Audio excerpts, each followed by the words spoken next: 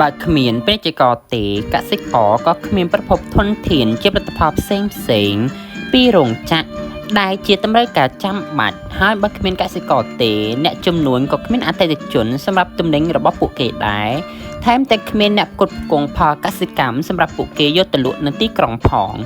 ជាងនេះទៅទៀតការចាត់ចែងឲ្យខ្ចីបុលប្រាក់ដែលផ្អែកលើមូលដ្ឋានទុកចិត្តគ្នាជាពិសេសដែលភាគីទាំងពីរមិនដែលក្បត់គ្នា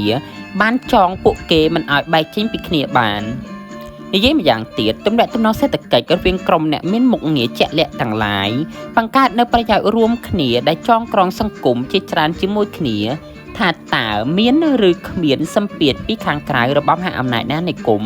ដែលបង្ខំឲ្យពួកគេរស់នៅរវាងគ្នាដែលស្ងប់ស្ងាត់ដែរឬទេ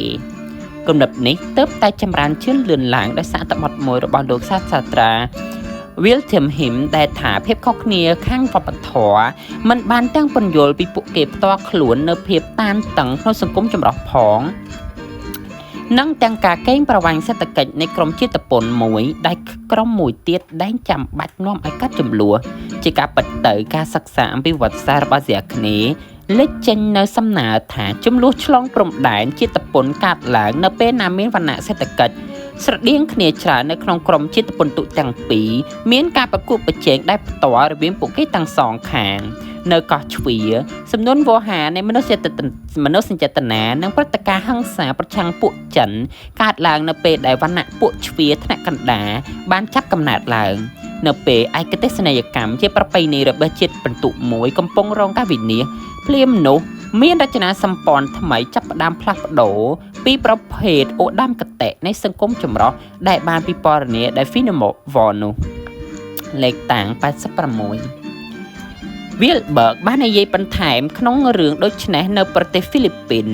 នៅទំព័រ285គាត់ធ្វើការអះអាងយ៉ាងច្បាស់លាស់អំពីអនិច្ឆបទរបស់លោក Wilhelmក្រោយឆ្នាំ1850កំណើនបរិមាណរបាយនៅអំណាចសេដ្ឋកិច្ចរបស់ជនជាតិចិនបាននាំមកនៅសភាពប្រកួតប្រជែងគ្នាជាមួយអាជីវកម្មរបស់ពួកមេនេសូនិងពួកហ្វីលីពីនដែលបានអភិវឌ្ឍតាំងពីអំឡុងមួយសតវត្សនៃឆ្នាំ1750ដល់1850មកហើយគម្លាតគ្នាខាងវប្បធម៌បានកើតឡើងយ៉ាងច្បាស់ក្រឡែតនៅក្នុងជម្លោះប្រឆាំងពួកចិននៅទសវត្ស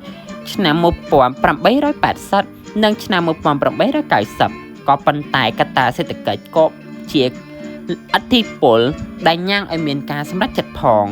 កត្តាអតិភិបចំពោះអារម្មណ៍ប្រឆាំងជនជាតិចិននៅក្នុងសតវត្សទី16-17បានជំរុញឡើងប្រើប្រាស់ដោយពួកអេស្ប៉ាញផង